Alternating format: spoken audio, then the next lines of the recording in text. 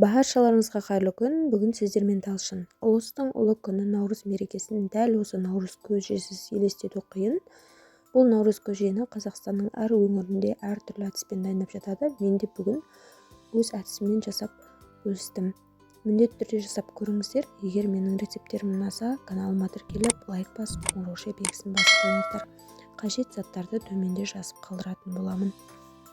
Мінекей осылай дәнді дақылдарымызды, етіміздің барлығын осылай ыдыстарға салып дайындап қоятын боламыз. Ең алдымен осылай етімізді жуып аламыз және осылай салқын суға салып, отқа қойып, ең жоғары жылдамдықта етті қайнағанша қалдыратын боламыз. Осылай дайындап алған ақ жүгері мен сары жүгерінің үстіне ыстық су құйып, осылай бетін жауып, осылай бақтырып қоямыз. Және осылай етіміз қайнаған соң осылай көбігін осылай сүзгімен алып тастайтын боламыз.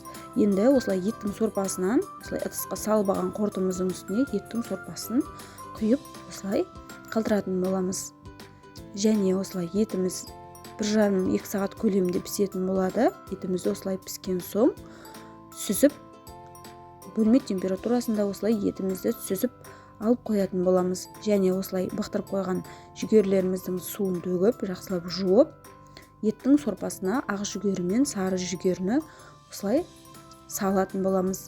Бұл 1 сағат, 1,5 сағат көлемінде қайнайды. Жақсылап араластырып, оттың астын орташа жылдамдыққа қойып, қақпағын жартылай жауып, 1,5 сағат көлемінде осылай қалдыратын боламыз. Енді күрішімізді жылы суға жуып, жақсылап ыстық суға бұқтырып қоятын боламыз. Сонда күрішіміз тез пісетін болады.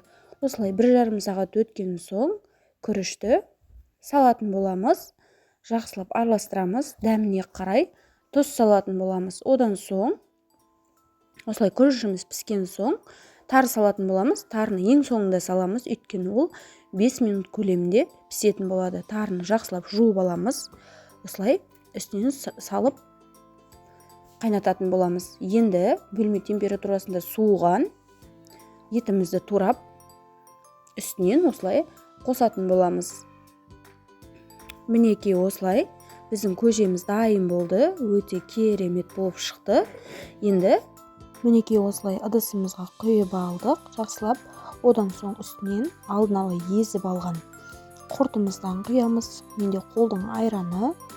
Егер сіздерде қолдың айраны болмаса, дүкеннің айранында қосып жасай берсеңіздер болады. Және алдын ала турап алған қазымыздан салатын боламыз. Жақсылап араластырып, дайын болған көжемізді ішетін боламыз. Мен осылай ауызашарға екінші тағам ретінде жасадым. Өте керемет болып шықты. Және осылай наурыз көжеге орай арнайы ыстықтай жанына осылай бауырсақ пісірдім. Өте керемет, өте дәмді болып шықты. Міндетті түрде жасап көріңіздер.